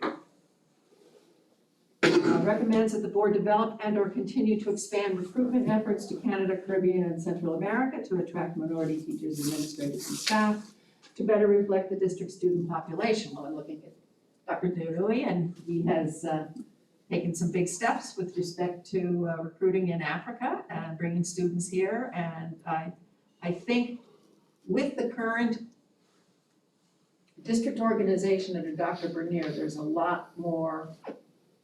there are more resources and a greater commitment to exploring alternatives outside the continental US. So, I think that continues to be a priority. Recommends that the board create an annual reporting process between the small business enterprise and EDAC that would include periodic meetings. I just want to mention that, if I can find my notes. The finance department has been working with FGCU. They've put together an MOU, or they're working on an MOU that basically will have the FGCU, I can't remember the name. Small business development. FGCU Small Business Development Center and the Procurement Technical Center will administer the registration and small business enterprise certification process on behalf of the district. So I think big steps have been taken in that direction, and the board was very enthusiastic about that development, and we look forward to seeing that MOU come forward. Ms. Morgan, if I may, while You may, please. So 2 additional points. Yes. To the point about your recommendation last year about recruitment, in addition to the partnership with Dr. Dianu, it's great to see that finally come to fruition, as well as the TPG partnership that the board approved, that's one component of it. Ms. Rivera had to leave but I've invited her to be a consistent attendee at EDAC meetings from an HR standpoint. So I'm not sure we're gonna do a co-staff liaison, but she wasn't feeling well tonight, but to ensure that connection, she will be here. And to Ms. Morgan's last point, you all should have received information about the upcoming vendor event towards your goal about reporting, so that should have gone out to the rest of the committee. And then to make sure it's sufficient, working with Susan Millay, hopefully at the chair's approval and the board liaison, and then working, kind of have conversation about what the chair wants to do about the agenda. I've communicated with Ms. Millay so that she's on ready to present to y'all in October the policy language connected to the small business enterprise as a follow-up from your recommendation from last year. So traditionally, we take your recommendations and find a way to create a nexus for the next year so that it's not just ending at 1 year, but when your year ends, you have a chance to hear about what you all recommended and see if some movement has happened. So Ms. Millay, based on the decision of the chair, is ready to present the policy to you all as a reporting mechanism for the month of October. I just wanted to add that. That's terrific, thank you very much. Then the last one was recommends the board communicate with local small businesses and organizations that foster small businesses, i.e. Goodwill, the Collaboratory, to make them aware of the district's needs and availability. And I mentioned earlier, there's been some reshuffling of staff. We now have someone by the name of Adam Malloy, who is doing a lot of outreach to nonprofits, community organizations, government agencies, et cetera, to sort of spread the word about our interest in engaging in partnerships that are of benefit both to the district and to the agency. So I expect to see more coming that way. So those are the recommendations that you concluded with last year. I just want to know if we are good at this point or whether there is anything on here that I need to come back to the board with. First of all, Ms. Morgan, I just want to thank Ms. Vaughan for handing over that to it. It's all very clear. I was here and those are the same points. And I want to thank you for presenting them exactly as we had done last year. We followed the forum here, that's very good. And thank you, Ms. Morgan, congratulations for being a member of this, and I hope you just follow the same footsteps, and whatever we give you, it's at the board and the process continues. But I wanted to just address, because you left my name, and I wanted to thank you, because people know on Friday, we had this welcome, President Martin organized a welcome function for the students. Dr. Brecker was there, and 5 board members were there. Dr. Bania was there. We are talking Bruno, she was there. Trustees of the university. It was very welcome. And this had been discussed a lot in EDAC, recruiting from Africa. And we got some now coming, there are 3 here now, another one is coming next month, got the visa, they are meeting. The doors are open now. What I felt very good about is the support from the board of that kind of venture, which increases diversity of our teachers, and also the superintendent coming in with his staff, and that's just amazing. And I want to say, on behalf of the people involved in that project, from Mrs. Nivella, who is not here now, who has worked extremely hard to get, there's too many issues, too many moving parts, and she has done an amazing job in that, and I'm glad that she'll be part of this, because that's a big move. If we are talking about diversity, we can increase diversity through that. Even if we wanted to use the same model to get teachers from Mexico, or from Mongolia, or whatever, we can use the same model we're using for Africa. So thank you so much. Please pass that message to the board. It's not easy. It's a Friday evening. They were all there, and we're very, very grateful. It's part of EDAC, seriously, it was supposed to be. We have done that, and the model itself is working, because the people are here. It'll be good. We just expand it now. Thank you so much. And Ms. Brunner wanted to add there that thank you for the work you did in the MOU to make sure that that MOU is a workable relationship. Thank you so much. And that's my report. I don't know if you all have any questions for me. I don't have any questions, I just wanted to welcome you to the Oh, committee. thank you.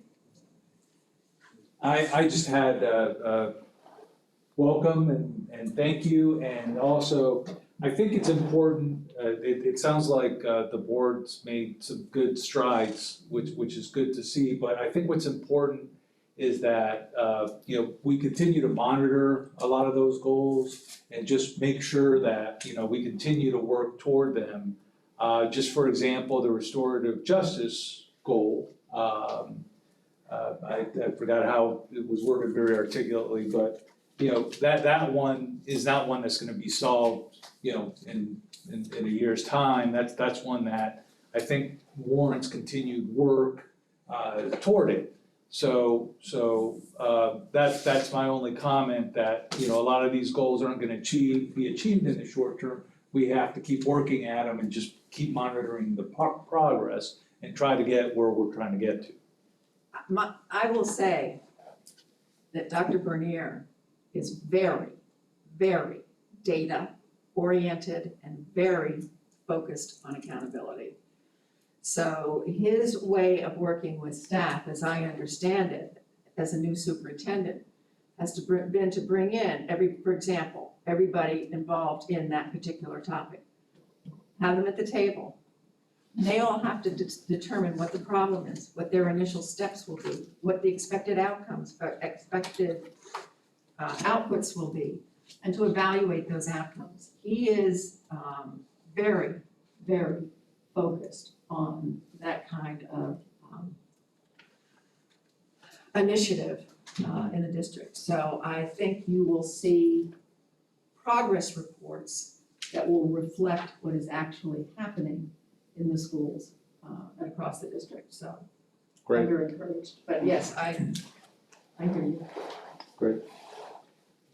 Any other questions? Any questions from Zoom?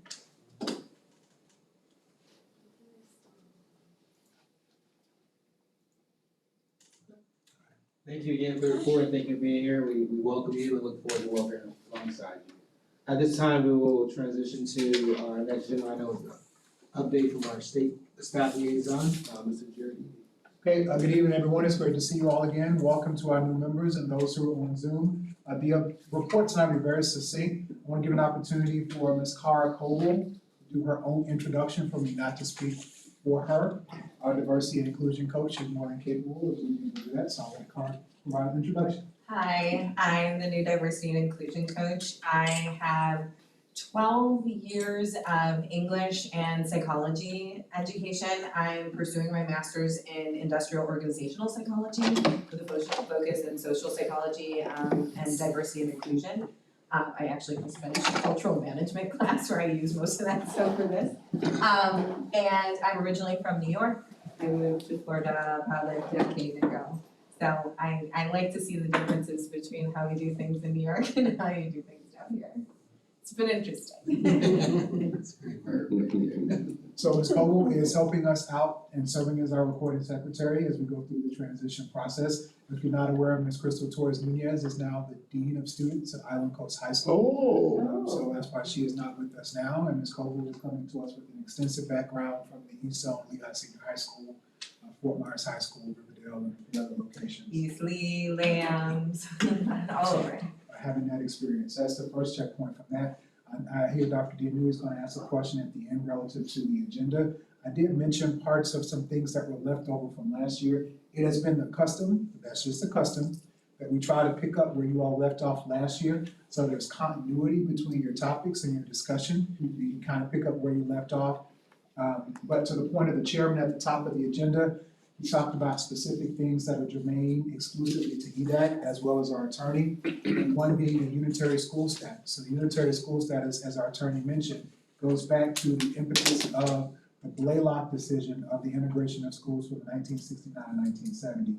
And so as we got out of that desegregation order on paper for the year 99-2000, EDAC was birthed out of that to ensure that any policies going forward has special consideration as it relates to creating a unitary school district, not just one for our Black students and one for our white students, but a unitary system.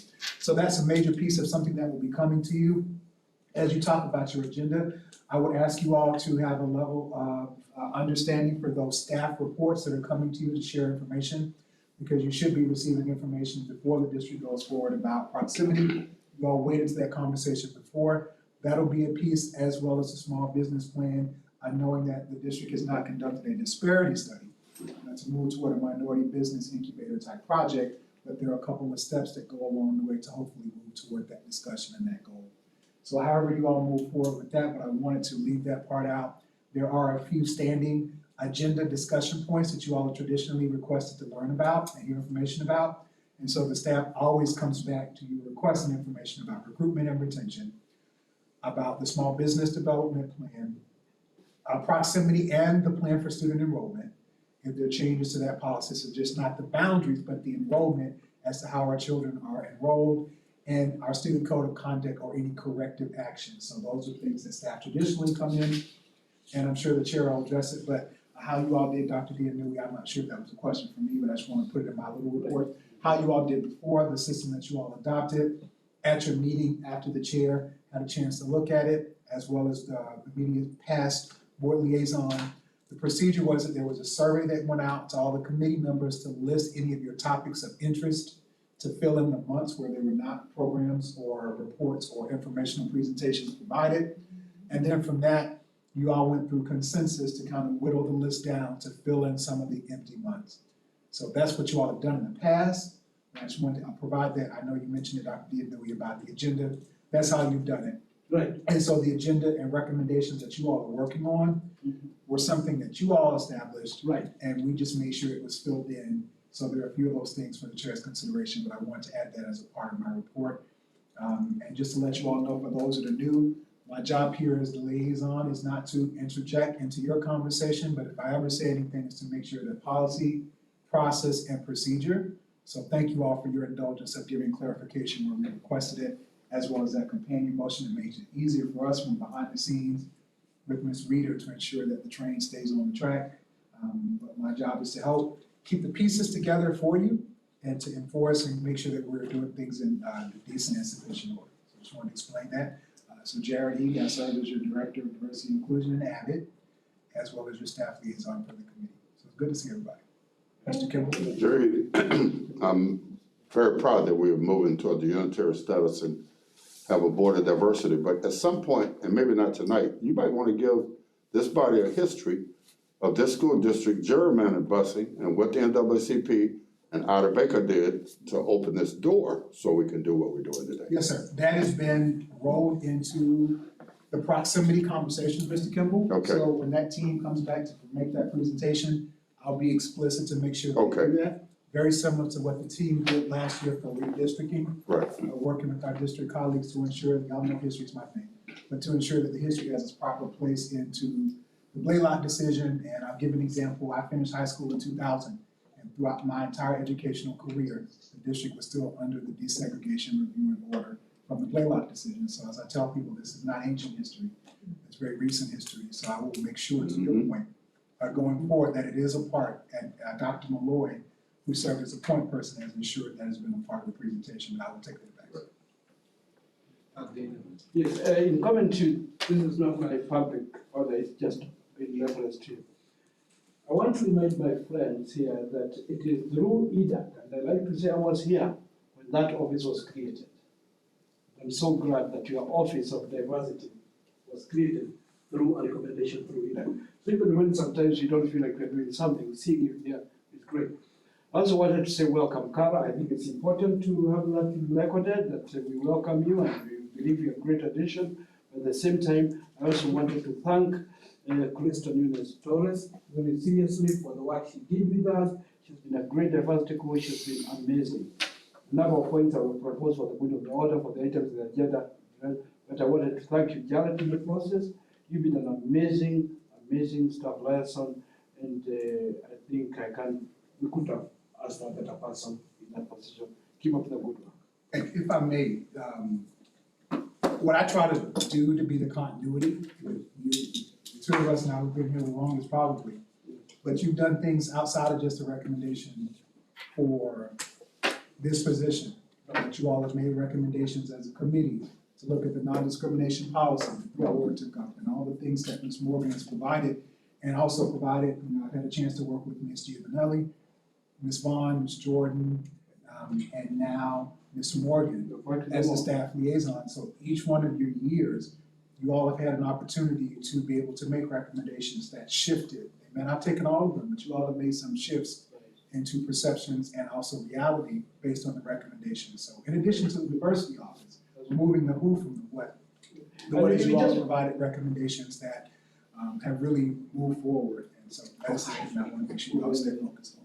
And we just finished that equity document, Yes, just recently, Jackie and other people who were there, you know, we're doing something. Yes. That is testimony that we are doing something. You may not feel it, but I thank you so much. Thank you, Mr. Chairman, that's all I have. All right, thank you.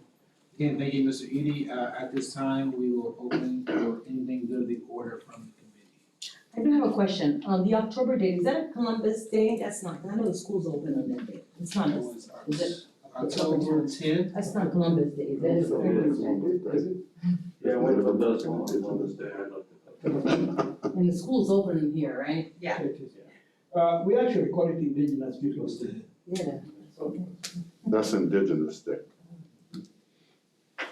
So the question is the school open or is it? Yeah, I mean, the question was, I believe so. I, for some reason, it just dawned on me, I'm out of the country on that day.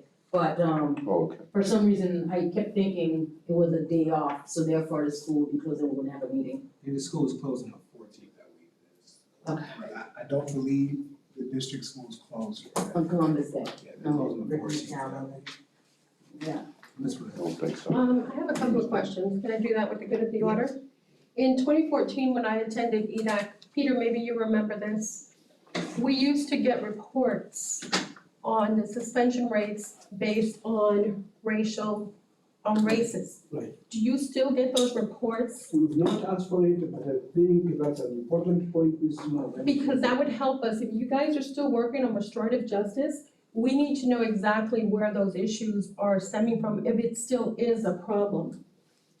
During that time in 2014 and 15, when I attended EDAC, we saw the issues where children in certain schools were getting 10-day suspensions, they would get a break for 5 days, and that same child, identified by just initials, was getting a 10-day suspension again, 5 days after a break. And then you saw the patterns.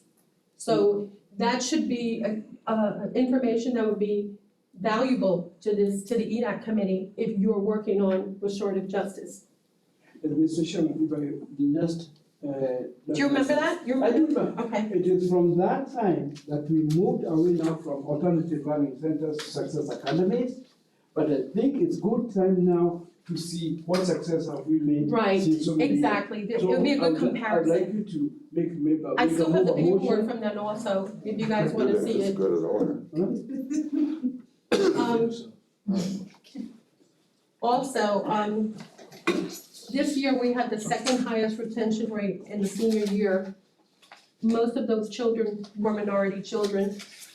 Do we have any access with academics, with Dr. Spiro's department, that will show us in the course of this academic year that they're actually working on reducing that number and taking us out of the state of Florida's second highest number of having the highest retention rate in a senior year for students? I wanna make sure that we bring those numbers down. And how are we going about it working on that, to making our minority children more successful? Can I ask or add something to what Ms. Perez said? Is short of a suspension, is there any information available about disciplinary action taken short of a suspension that we can, what's that? Alternative. Yeah, anything short of a suspension that we can also evaluate. I have one more thing. Internal suspension. So last year I had a meeting with Dr. Savage and a member from the Guatemalan community. And he had access to teachers in Guatemala. You remember, I was with Ms. Bruno. No one ever reached out back to him from HR. And he had interpreters, he had teachers that he could offer. And Dr. Savage was supposed to have somebody get back to him, and no one, Mario Suarez. So if somebody can get back to him, he would be an asset to the school district. So for clarification, there was an offer to provide, because the Guatemalan students have dialect. So there was an offer to be able to help with interpreters and to help with that kind of stuff, so that's what she presented. They speak different now. Thank you for that. What we'll do is, Mr. E shared with you, when we consider the balance of the agenda, or to consider the areas that have responsibility in those, so we'll take that back and discuss, for the area of student conduct and corrective actions to seek out what current data they are, currently engaged with to have access to some of those reports that were shared today, as well as looking into the. I can send you his information. Yes, sir. I just wanted to ask a clarification. To your point, Ms. Perez, were you thinking about, as a part of the presentation that they do for the corrective action, or you wanted it quarterly, or I'm just curious? On that part, on the Yes. latter part, no, I just wanted somebody to follow up with him, because I've spoken Yes, to ma'am. Mario on several occasions. I said, hey, did anybody ever get in touch with you? And he says, Jacqueline, I've been waiting and waiting. He said, you know, he travels back and forth, he works with the Embassy of Guatemala. Yes, He is a very, very well-connected individual in our community. Yes, ma'am. He has an accounting firm, he's connected with so many people. He would just be an asset to the school district with his contacts. And if we are short on teachers and interpreters in Spanish and in Mayan dialects, we need to make contact with Yes, him. ma'am. I will definitely check. I'll in send you with his Mr. information Please, again. and then, Yeah. but to your point about the discipline date, I guess the discussion you'll have at the next meeting, but was it a quarterly? Or you were saying that when they come in for the corrective action presentation in the spring about the suspension data? Oh, the suspension data, we should have that on a regular basis. Okay. Because if we come in too late on it, we can't even discuss it. Yes, ma'am. So if we could see if we're making advances, if we're making progress, if we see a worsening problem in District 5 or 3 or wherever, and we could say, is there something going on? Is there a change of a principal? Yes, ma'am. Can someone look into that? Gotcha. I just wanted to make sure I was recording it. Yes, quarterly. I would prefer quarterly. Does everyone agree? It's more frequently, Oh, that's it's not good, bad. frequency is important. Motion. Stephanie has a question in the chat. On the Zoom. Well, it's not a question exactly, but it's, actually it's an answer. Well, you should know by now, they don't celebrate Columbus Day anymore, it's Indigenous Peoples' Day. And, for the young lady that asked, on the school calendar, they don't have that day off. They have a day off in the middle of the week, that week, October 5th, and that's Yom Kippur. So, for the, next meeting in October, the school will be in session, just for her information. Thank you, sir. Thank you, Ms. House. Okay, but then again, I do have a question. I'm volunteering again in elementary school. And, do they actually, I'm just curious about how they, determine the class sizes.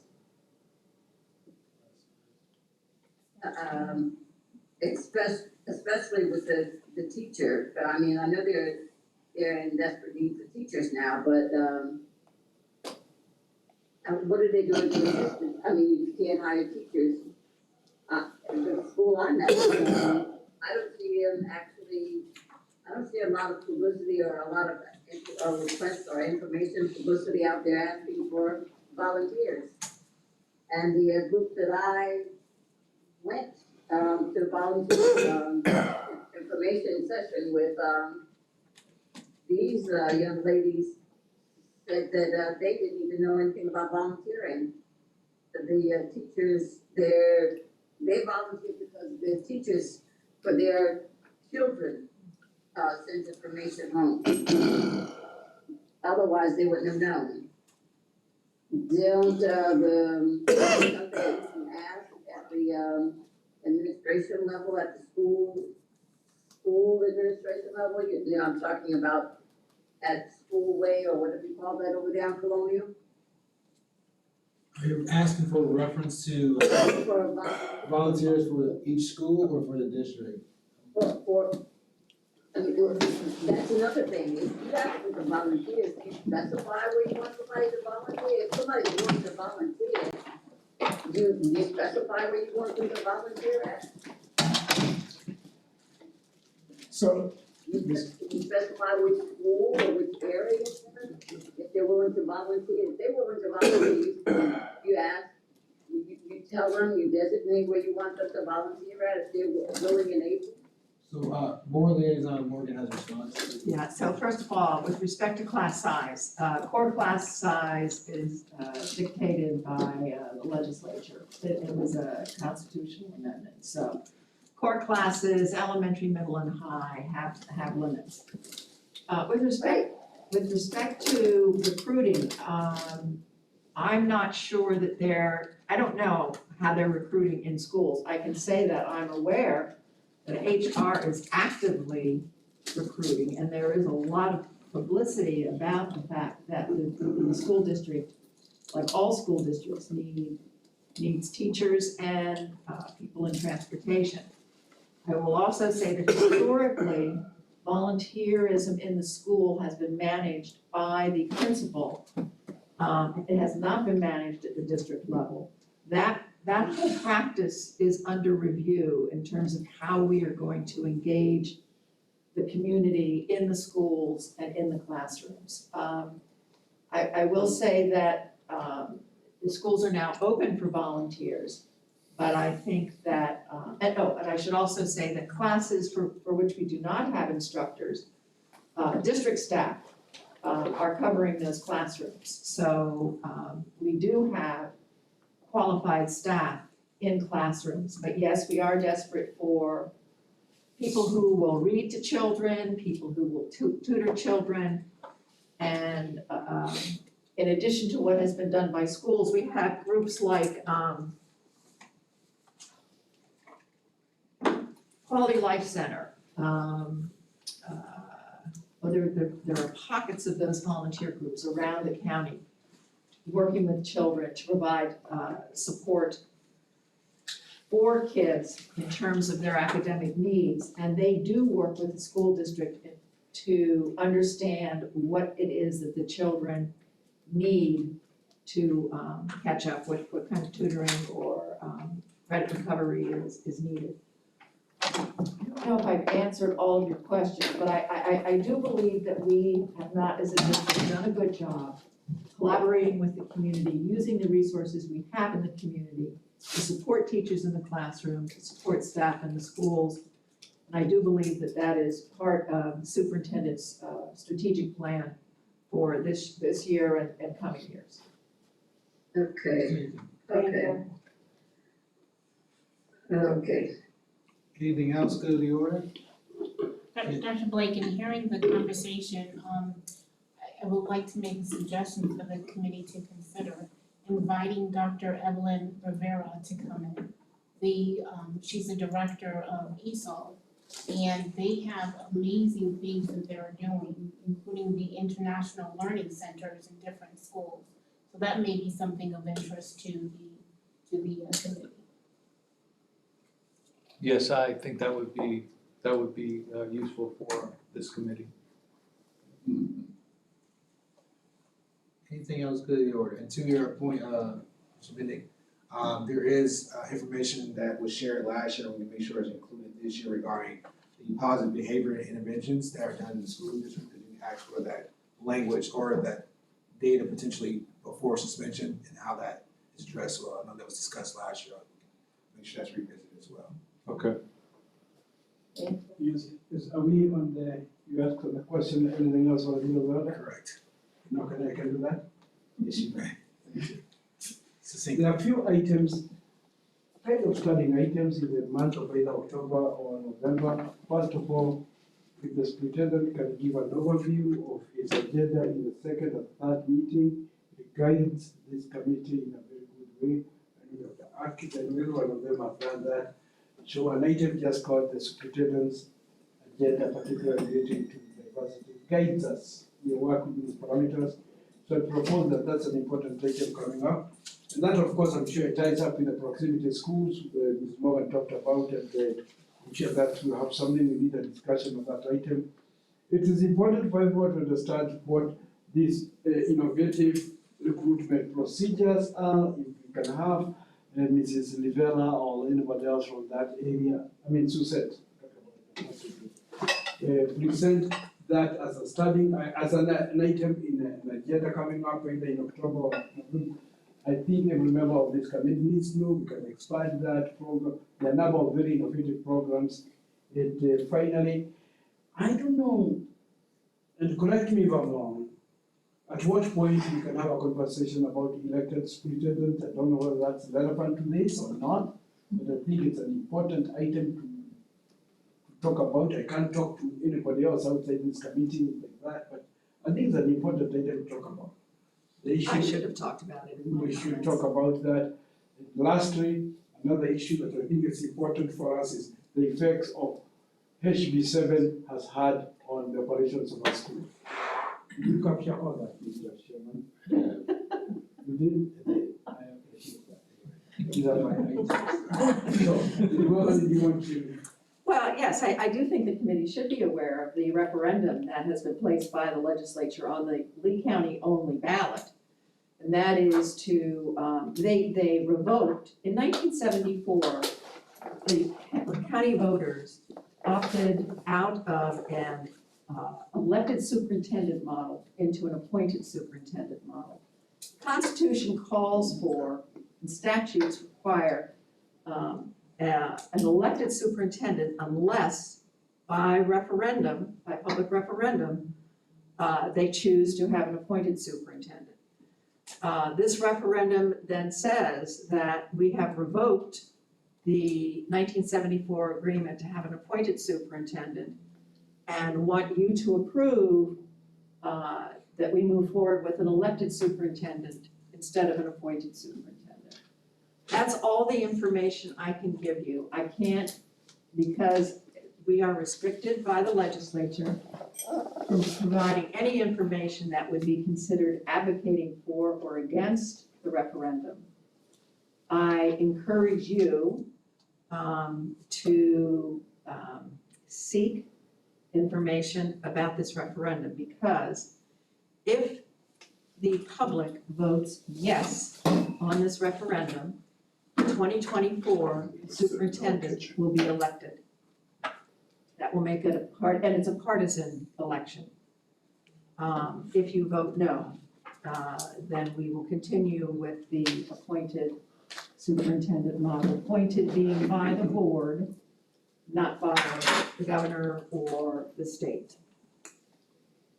Since this body is a committee that don't vote on that, can I, as a citizen, write an article telling people the negatives of a appointed, I worked in Arcadia where that didn't work. You're gonna get the city dog catcher as your superintendent and not the most qualified person. So the public needs to be educated about the pro and cons. If there's something to benefit from electing a person, I need to hear it. But the public needs to be made aware that that's really negative. I encourage everybody to learn about the issue and communicate with others about the issue. Ms. Morgan, the reason why I brought that, it's a very sensitive issue, but education is very important as what Mr. Kiba just talked about, the negativity of that. We know our position, we need to probably, I don't know whether it's outside our limit to discuss it here. Not now, not today. What format, what the discussion? I don't know, that's what I'm saying, that's what I need to guide. I'm just passionate, I hate institute, period. I think the best thing is what Dr. Kimball is saying, to educate. Write articles, let people that you know what the pros and the cons are, like Dr. Kimball's gonna do. I think that's the best approach. Facebook, social media. But we cannot respond to each other, can we? You what? Well, if you looked at me directly, I would lean on our attorney about that. Absolutely. But I guess ultimately, everything that you all do as a committee goes back to, in my opinion, please correct me, what would the recommendation be to the board? So if you all are writing a recommendation and you all are recommending as a board advisory, in that situation, would that lead to a recommendation to the board? Can they proceed with that? I don't see that. I'm hearing them say individually as private citizens. Yes, correct. Yeah, but my question, and this is important, I'm glad we're doing this, when we have the attorney here. is it an item we can discuss and make a recommendation to the board or not? Is that outside the scope of a committee? Is it an item that you can bring to the board? They wanna make a recommendation to the Recommendation. board. No, Regarding the Their referendum. Is that within? One person at a time, I'm sorry, Ms. Moore. You're talking about making a recommendation to the board that the board take a position, which the board is prohibited from doing. can't do that, Peter. I'm just wanting to guide, I'm just asking guidance, please. So the board and this committee, because you are again tied to the board, an arm of the board, cannot take a political stance. You can educate. As an individual private person, you're free to do whatever you wanna do in terms of, but it's not something that EDAC is saying Represent you EDAC. need to do. You're not representing the board, you're as a private citizen giving your personal opinion. Opinion. I am with you. I don't agree. Should I say at the end that this is my opinion to make sure? Cause I'm gonna write this if somebody else don't. The community needs to be educated. We're gonna fight it, you know, it's okay. Maybe Peter and I write it together. Anything else good in the order? Yeah, just an announcement. I have, for more than the 42 years I've been here, I've worked with the Florida African American Student Association. We're the only state that has a statewide African Student Association where we teach leadership skills to college students. And just so happened when Edie was in school, he was not lucky enough to be part of us, but a lot of his classmates were. If you had a black student union on campus, they were part of this organization. We've come to the point now where we're having a hard time finding faculty member on college campus to advise students for organizations. And while we was at Edison, me, Ed, Fred Morgan, and Middlebrooks were called the Three Amigos because we led the way for this organization. At that time, the college paid for us to go to conferences and for the students. Today, the students have to raise money. After COVID, we've had, for 2 years, have had Zoom conferences, and Peter was there this year at our Zoom. This year, we're having a national Black student conference that all of you are invited to, November the 3rd through the 6th in Clearwater, and I ask you to bring a delegation of students. We always bring a powerhouse of speakers and scholars to inspire our students. And we have what you call the PACE plan. You wanna know more about us, Google the Florida African American Student Association, read our membership, read our PACE plan, read our alumni association. Anybody can become an alumni of this organization. I've been state chair twice, I was on the board 18 years, and now I'm the director of Alumni Association. Thank you. All right. This time I entertain a motion to adjourn. Second. Moved by Dr. Leonardi and seconded by Ms. Amy. All right. All in favor? Aye. Any opposed? All right.